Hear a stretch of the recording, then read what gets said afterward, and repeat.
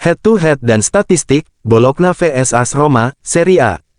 Bologna dan AS Roma akan berjumpa di pekan ke-20 Serie A 2024/2025. Pertandingan Liga Italia antara Bologna vs AS Roma ini dijadwalkan kick-off Senin, tanggal 13 Januari tahun 2025, jam 0 waktu Indonesia Barat. Pada pertemuan pertama musim ini, pada pekan ke-12, Bologna menang 3-2 di kandang Roma. Roma, yang waktu itu masih dilatih Ivan Juric, mencetak 2 gol melalui Stefan El Shaarawy menit 63 dan 82. 3 gol Bologna disarankan oleh Santiago Castro menit 25, Riccardo Orsolini menit 66, dan Jesper Karlsson menit 77. Dalam laga kandang vs Roma di Serie A musim lalu, Bologna menang 2-0. Bologna menang berkat gol Nicola Moro menit 37 dan gol bunuh diri Rasmus Christensen menit 49. Head-to-head Bologna vs AS Roma. Rekor pertemuan di Serie A. Bologna menang, 54. Seri, 45. AS Roma menang, 54. Statistik Bologna vs AS Roma. Bologna selalu menang dalam 3 laga terakhir vs Roma di Serie A. Bologna selalu mencetak minimal 2 gol dalam 3 laga terakhir vs Roma di Serie A.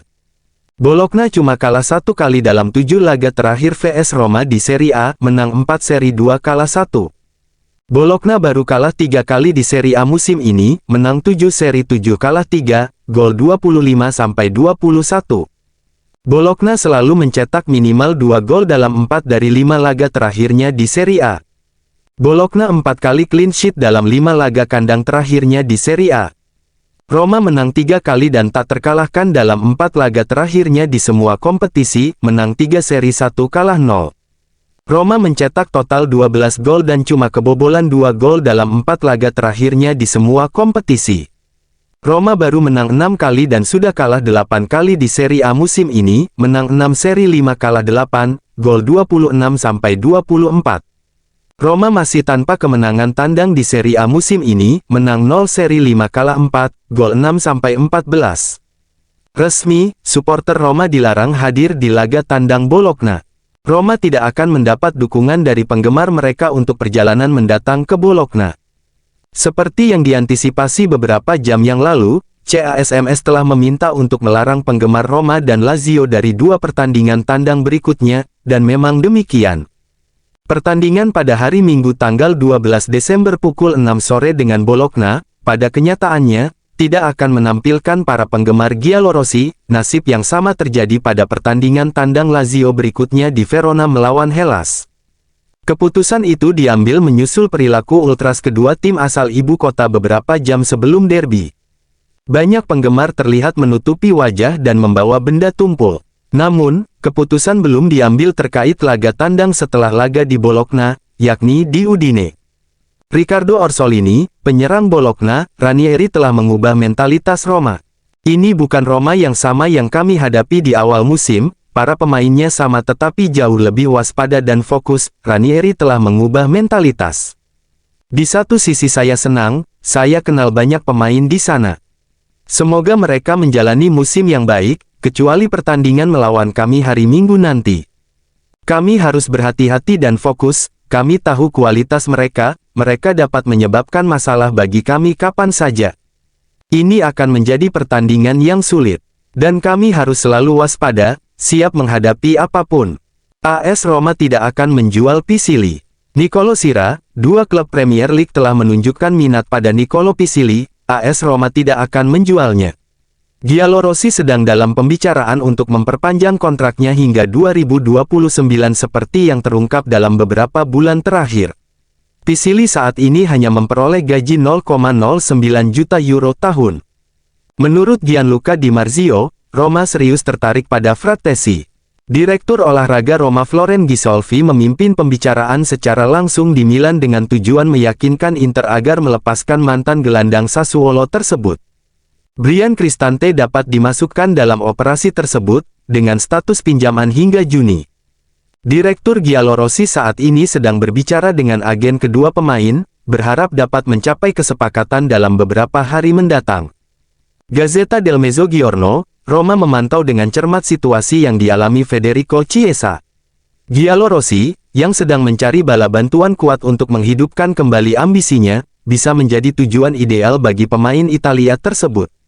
Hipotesis yang paling konkret adalah transfer pinjaman, namun hanya dengan syarat Liverpool bersedia melepasnya tanpa biaya dan Chiesa menerima pengurangan gaji yang signifikan.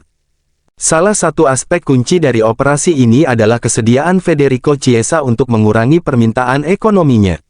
Gaji sang pemain saat ini menjadi kendala bagi banyak klub Italia, termasuk Roma, yang berusaha menjaga keseimbangan di rekening mereka. CEO dan Direktur Olahraga Roma telah bekerja selama berbulan-bulan menyusun strategi untuk mengurangi tagihan gaji tanpa mengorbankan daya saing tim. Roma ajukan tawarkan pembaruan kontrak untuk Renato Marin. Kemungkinan melihat Renato Marin berseragam Juventus memudar. Tidak ada ruang untuk negosiasi kembali. Bahkan dengan minat dari Liverpool dan Inter Milan terhadap kiper keturunan Italia, Brazil ini. AS Roma terus mengerjakan pembaruan kontrak dan telah mengajukan tawaran kedua kepada pemain tersebut. Sumber, Lorenzo Cannicchio, Wakil Direktur Gazzetta Regione Roma. Ini alasan Ranieri kembali ke Roma. Mbah Claudio Ranieri. Mengapa saya kembali ke Roma? Untuk membantu klub memulai semuanya dari awal lagi dan meletakkan fondasi yang kuat dan kokoh untuk masa depan. Roma harus kembali berjuang untuk sesuatu yang penting, juga untuk Scudetto di musim mendatang. Keluarga Friedkin sudah terbiasa berpikir matang. Saya mencoba melakukan apa yang saya tahu dan apa yang saya bisa.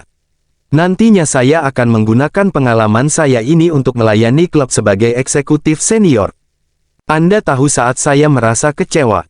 Saat kami kalah dari Como, terutama karena babak kedua yang buruk itu. Saya sangat kesal, permainan telah berubah dan kami tidak mampu membacanya. Saya bisa menerima kekalahan tetapi tidak dengan penampilan pemain yang buruk. Yakin Pellegrini akan bertahan, Mbah Claudio Ranieri. Saya yakin dia akan bertahan, meskipun saya harus mengklarifikasi satu hal. Dia bukan orang yang bersikeras bermain di derby. Selama bertahun-tahun, tidak ada pemain yang pernah meminta langsung kepada saya untuk bermain di derby. Dengan Lorenzo, beberapa patah kata pada Sabtu pagi sudah cukup. Saya tidak berpidato panjang, saya tidak membuang waktu 3 jam untuk berbicara dengan tim. Pemain memiliki rentang perhatian selama 8 detik. Ketika saya memutuskan untuk mempertahankan Lorenzo di bangku cadangan, saya melihat pandangan yang berbeda di matanya. Matanya penuh cahaya. Saya mengerti bahwa keinginan untuk berada di sana di laga derby untuk bermain, sangat besar. Dan saya berubah pikiran, itu berjalan baik bagi kami berdua. Katakanlah saya memperoleh sedikit pengalaman pada hari itu di laga derby. Cristante akan dipinjamkan ke Inter untuk buka jalan Frattesi ke Roma. Faktanya, dalam beberapa jam terakhir Direktur Olahraga Giallorossi Gisolfi sudah mendarat di Milan. Ini akan menjadi jam-jam panas untuk beberapa operasi. Di antaranya, kita bisa kembali ke Davide Frattesi. Operasi itu bisa terlaksana jika pihak klub memberikan tawaran konkret kepada Inter.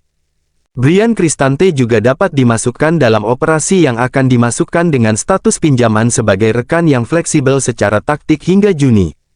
Sementara itu, Direktur Olahraga Giallorossi sedang berbicara dengan agen kedua pemain tersebut.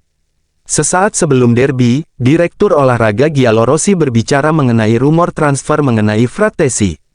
Saya tidak ingin mengomentari rumor transfer.